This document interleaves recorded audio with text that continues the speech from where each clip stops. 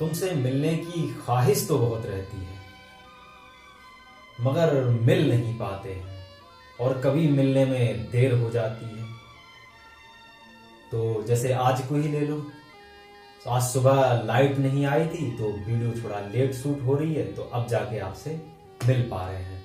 तो नमस्कार, मैं विकास सोलंकी स्वागत करता हूं आप सभी का परसेंटेज के इस छठे पार्ट में। इस पार्ट में हम बात करने वाले हैं प्रतिशत वृद्धि या प्रतिशत कमी वाले क्वेश्चंस की।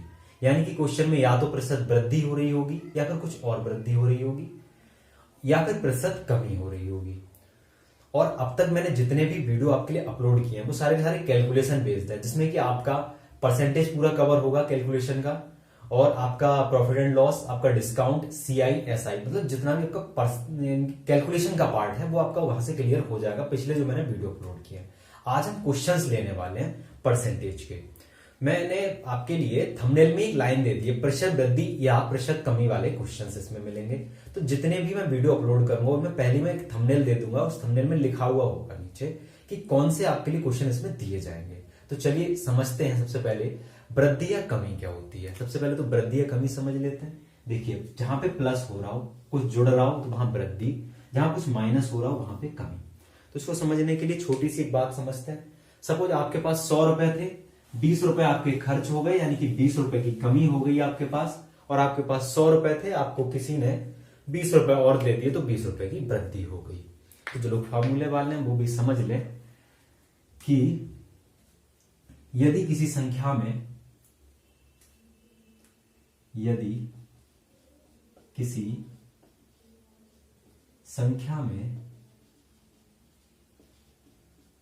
x प्रतिशत की वृद्धि होती है तो वह 100 प्लस x% हो जाती है। ठीक है, मैं मान लेता हूं कोई संख्या है p, x प्रतिशत की वृद्धि के बाद अगर हमसे पूछ दिया जाए तो ये हो जाएगा 100 प्लस x बाई 100। ठीक है, अब यहां पे वृद्धि की बजाय यहां पे अगर कमी दे देता तो कमी के लिए हम क्या करते, यहां माइनस लगा देते, बस हम इतना ही करते और कुछ नहीं करते। बट ये जो मैंने अभी आपके लिए बस समझाने के लिए फॉर्मूला लिख दिया, हम इसका कोई इस्तेमाल नहीं करने वाले हैं। ठीक है, आपको बस इतना समझना है कि कोई भी चीज अपने आप में 100% होती है। तो जिन लोगों को इसे लिखना है या फिर स्क्रीनशॉट लेना है वो ले सकते हैं। अब देखिए आप तरीका करने का। मैंने आपके लास्ट वीडियो में कैलकुलेशन करना बहुत अच्छे से सिखा दिया। ठीक है, तो देखिए कोई भी चीज अपने आप में कितनी होती है, 100% होती है। 100% होगी। यदि मैं इसमें x प्रतिशत की वृद्धि कर दूं कितनी हो जाएगी, 100 प्लस x हो जाएगी। x प्रतिशत की कमी कर दूं तो 100 माइनस x हो जाएगी। ठीक है, यानी कि अगर मैं इस x की जगह पे कुछ और ले लूं, मैंने ले लिया यहां पे 20 और यहां पे भी ले लिया 20, यानी कि ये 100 से बढ़ के कितना हो जाएगा, 120 हो जाएगा और ये 80 रह जाएगा। ठीक है, आपको स्टार्टिंग में जो भी मान दिया होगा, मैं मान लेता हूं आपको स्टार्टिंग में दिया था 500 दे रखा था। 500 के लिए अब हमसे पूछेगा कि इसको 20% बढ़ा दिया जाए तो ये कितना हो जाएगा। तो मैं देखता हूं ये 100 का ये 5 गुना हो रहा है। ठीक है, तो यहां भी हम 5 गुना कर देंगे, 12 पंजे 60, 600 और 8 पंजे 40, 400 हमारा हो जाएगा। इस तरीके से इसको हम सीधे निकाल लेते हैं। देखिए, अब कुछ लोग सोच रहे होंगे फ्रैक्शन मेथड की बात नहीं की, तो फ्रैक्शन मेथड की भी बात कर लेते हैं। मैं समझता हूं ये परसेंटेज वाली बात आपको क्लियर हो गई होगी क्वेश्चंस में और अच्छे से समझ में आ जाएगी। तो फ्रैक्शन वाला जो मेथड है उसकी भी हम बात कर लेते हैं। यहां पे हम टोटल किसको मान रहे थे, 100 के लिए। ठीक है, अगर मैं x% की बात करूं तो मैंने आपके लिए बता रखा है कि ये x बाई 100 होता है। ठीक है, तो यहां पे टोटल क्या हो जाएगा हमारा, 100 हो जाएगा। जो भी नीचे होता है वो टोटल हो जाता है। ठीक है, अगर मुझे यहां पे 100 वैल्यू दे रखी है, 100 की वैल्यू 500 दे रखी है, 5 गुना हो रहा है, तो वृद्धि कितनी हो जाएगी, टोटल वृद्धि या कमी जो भी दे रखी है आपके लिए, तो ये हमारी 5 गुनी यानी कि 5x हो जाएगी। अब x की जगह पे हमारा 20 हो, 30 हो, x की जगह हम रखेंगे, हमारा निकल के आ जाएगा। एक एग्जांपल के थ्रू समझते हैं। मैं मानता हूं कहीं पे 10% की वृद्धि कही जा रही है, तो इसका मतलब ये है कि ये हो जाएगा आपका 1/10। 10 हो गया यहाँ पे आपका टोटल। ठीक है, तो यहां पे जब वृद्धि की बात चल रही है यानी कि प्लस हो रहा है, वृद्धि की बात चल रही है। ठीक है, तो यहां पे आपको क्या करना है, कोई चीज पहले कितनी थी 10 थी और बाद में 11। ठीक है, ये ऊपर वाला जो है वो जुड़ जाएगा। वृद्धि जो 1 हो रही है तो 10 में 1 की 11 हो रहा है। ठीक है, यहीं पे अगर हमसे कह दिया जाता कि 10% की कमी हो रही है तो इसका मतलब ये है ये 1/10 टोटल 10 ही रहेगा, यानी कि 10 से 9 हो रहा है। अब 10 की वैल्यू मान लो यहाँ पे 400 दे रखी है, तो कितना 40 गुना हो रहा है। ठीक है, तो अगर हमसे पूछ ले यहां मान कितना हो जाएगा, तो 40 गुना 440 हो जाएगा, और ये 40 गुना 9 चौके 36 360 हो जाएगा। ठीक है, यानी कि हमें करना क्या है, ऊपर वाला माइनस कर देना, ऊपर वाला प्लस कर देना है। ठीक है, मैं समझता हूं ये चीज क्लियर हो गई होगी। तो हम चलते हैं क्वेश्चंस की ओर।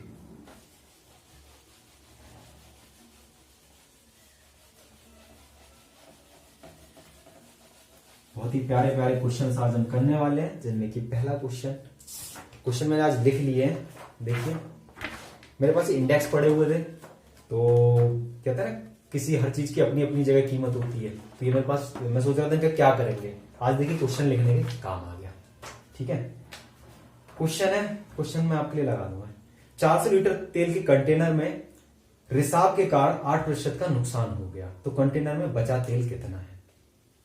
ठीक है,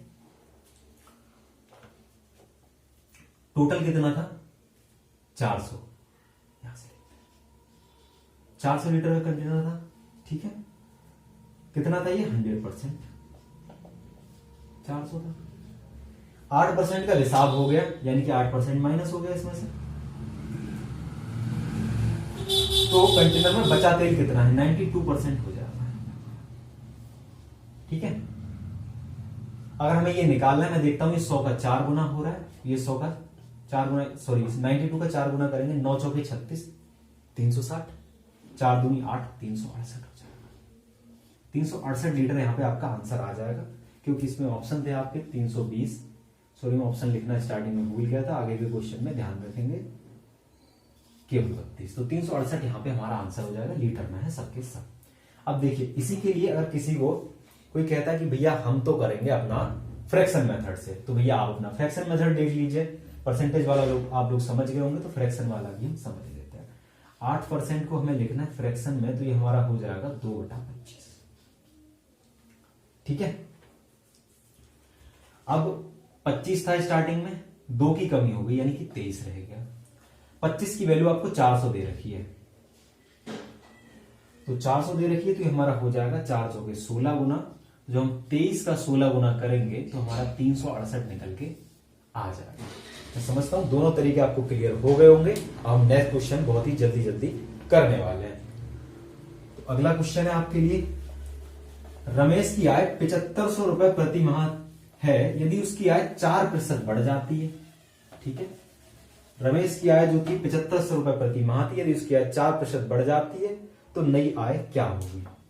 ऑप्शन है आपके 7700, 7500, 7800 और 8000। ठीक है, तो स्टार्टिंग में इसकी आय कितनी थी 100% थी, जो कि कितनी थी 7500 थी। ठीक है, हमसे कह रहा है 4% बढ़ जाती है, यानी कि 104 हो जाती है। ठीक है, 104 होने का मतलब ये हो गया, यहां 75 से गुणा कर रहे हैं तो यहां भी 75 से गुणा कर दीजिए। तो मैं देखता हूं 75 को अगर मैं 100 से गुणा करता हूं तो 7500, और 75 को जैसे ही मैं 4 से गुणा करता हूं तो मेरा 300 आ जाता है। ठीक है, तो 7500 और 300 7800 हो जाएगा। जिस किसी को गुणा समझ में ना आई हो वो एक काम करे, 100 + 4 गुणा 75 कर सकता है, तो आपको मिल जाएगा। ठीक है, तो आपका 7800 यहां से आ जाएगा। और इसी को अगर आप फ्रैक्शन मेथड से करने जाएंगे तो एक बार देख लीजिए कैसे करेंगे आप। आपने देखा 4% का यहाँ पे आपको क्या दिखा रहा है, 4% बढ़ जाती है, यानी कि 4% की वैल्यू क्या होती है 1/25 होती है। ठीक है, जिसमें कि अगर स्टार्टिंग में 25 है तो बाद में कितना हो जाएगा 26 हो जाएगा, ऊपर वाला एक जोड़ देंगे। 25 की वैल्यू आपको दे रखी है 7500, 300 से गुणा करनी पड़ेगी। यहां अगर आप 300 से गुणा कर देंगे तो आपका 7800 निकल के आ जाएगा। जिस तरीके से चाहे आप कर सकते हैं, दोनों तरीके मैंने आपको करा दिए। चलिए चलते हैं नेक्स्ट क्वेश्चन पे।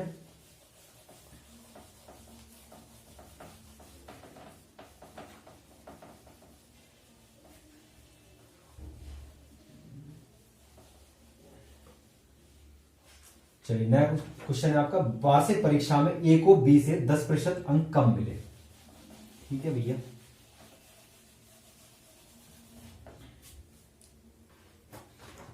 वार्षिक परीक्षा में ए को बी से 10% अंक कम मिले, यदि ए के अंक 81 हो तो बी के अंक बताइए। देखिए ये रहे दो व्यक्ति ए और बी, ठीक है।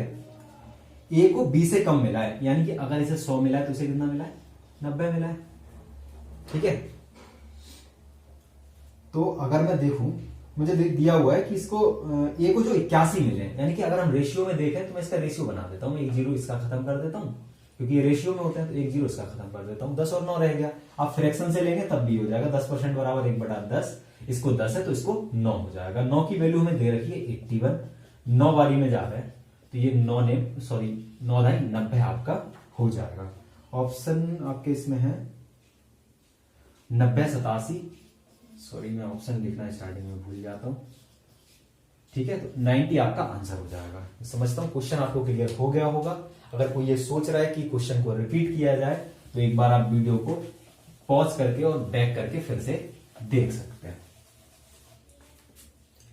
नेक्स्ट क्वेश्चन की ओर चलते हैं। यदि एक व्यक्ति फोन में, देखिए एंटरटेनिंग क्वेश्चन आ गया, बिल्कुल आप वाला क्वेश्चन आ गया। एक व्यक्ति अपने फोन में 1024 MB डेटा है, यानी कि डेली 1 GB वाला रिचार्ज करा लिया बंदे ने, ठीक है। यदि वह इसमें से 75% इस्तेमाल कर लेता है, ठीक है, तो बचा हुआ डाटा कितना है।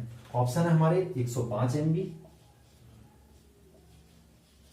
सारे के सारे MB में ही है, 256, 720 या फिर 512, ठीक है। टोटल डाटा कितना था, 100% जो डाटा था उसके फोन में 1024 MB, जो आपके में लास्ट में आता है ना 100% यूज, 1024 पूरा यूज हो चुका होता है उस समय, ठीक है। 75% इस्तेमाल कर लिया, यानी कि यहां से 75% लेस हो गया, हमारा बचा 25%, ठीक है। तो हमसे पूछ रहा है कि अब डेटा कितना बचा। अब 100 को मुझे 25 बनाना है, कैसे बना पाऊंगा, मैं 4 से डिवाइड कर देता हूं ना दोनों तरफ, क्यों मैं कुछ झाड़ में पढ़ूंगा। इसके 2 से काटते हैं, सबसे पहले 2 दूनी 2 पंजे 2 एकम 2 दूनी, 512 का आधा हो जाएगा 256, 256 MB आपका आंसर हो जाएगा। तो देखिए इसमें आपका 256 हो जाएगा। और जैसे कि आपके पास पॉपअप आता है 50% यूज होने का, तो सारे आपके लिए बता देता हूँ। 2 पॉपअप आते हैं आपके लिए, एक 50% यूज होने पर, एक 90% यूज होने पर। मतलब ये है 50% आपने यूज कर लिए, यानी कि आपके पास 512 MB डेटा बचा है। जब 50% वाला समय आ जाए तो समझ लो आधा खत्म हो गया। और जब आपके लिए आता है कि 90% खत्म हो चुका है, तो आपके पास डेटा बचता है 102.4 MB, ठीक है। मैं समझता हूं ये चीज भी आप इसमें समझ गए होंगे, थोड़ा आपकी भावनाएं भी इसमें आ जाएंगी। देखिए ये आपका कितना रह गया, 10% रह गया। चलिए तो चलते हैं अगले क्वेश्चन पे। अब देखिए, अब मैं क्वेश्चन को थोड़ा फास्ट कराने वाला हूं। अगला क्वेश्चन है, सनी 4 फीट लंबा, यदि 4 साल में उसकी लंबाई 50% और बढ़ गई तो उसकी लंबाई कितनी हो जाएगी। ऑप्शन है आपके 6, 8, 5 और 4, ठीक है, 8, ठीक है। यदि उसकी लंबाई अभी कितनी थी, 4 फीट थी, ठीक है, 50% और बढ़ गई, यानी कि 100% की वैल्यू कितनी थी, 4, ठीक है। 50% बढ़ने का मतलब हो गया 150 हो गई, ठीक है। अब देखिए यहां पे क्या करना है आपके लिए, 1.5 गुना हो रहा है ये इसका, देखिए 1.5 गुना हो रहा है, यहां भी 1.5 गुना कर दीजिए, 6 हो जाएगा। इस टाइप ये जब क्वेश्चन आएगा ना 50% वाला, तो आपके लिए फ्रैक्शन से ज्यादा बढ़िया पड़ जाएगा। आप क्या करेंगे, 50% की वैल्यू आपको दे रखी है 1/2, आपको मान पता होता है, 2 से 3 हो रहा है, 2 की वैल्यू कितनी दे रखी है 4, 2 दूनी और 3 दूनी 6 आपका आंसर हो जाएगा। यहां आपके लिए ये सिंपल पड़ जाएगा, ठीक है। दोनों तरीके मैंने आपको करा दिया है। तो चलते हैं नेक्स्ट क्वेश्चन पर, जल्दी जल्दी क्वेश्चन कराने वाला हूं आपके लिए। सोनू डेली 20 किलोमीटर दौड़ता है, यदि वह आज 15 किलोमीटर दौड़ा तो उसकी दौड़ कितने प्रतिशत कम हुई।